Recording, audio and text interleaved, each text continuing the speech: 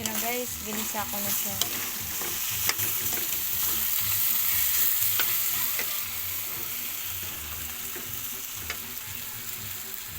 Wait lang, haluin ko lang.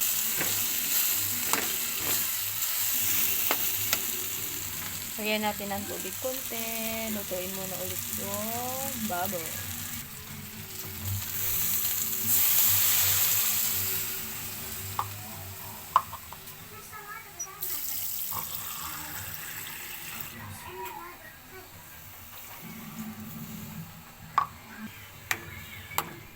Hintay lang natin kumulo.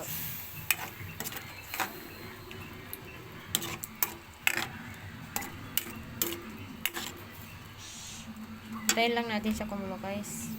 Bago natin ilagay yung upo. Lagyan natin ng pang pasarap. Nor cubes. Halo-halo. Balikan natin mamaya saglit. Hi guys! Ito na ko po. Hinalo ko na.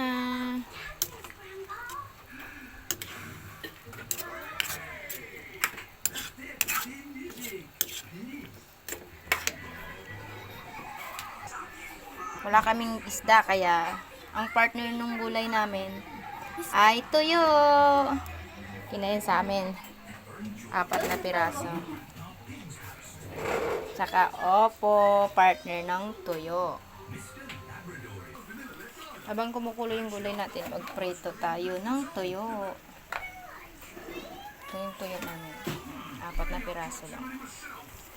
Ito yung gulay. Haluin natin sa gulay.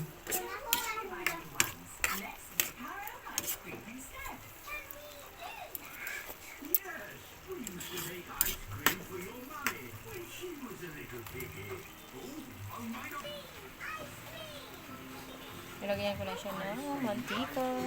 Ito, kumukulo pa rin. Kunting kulo na lang yan, luto na.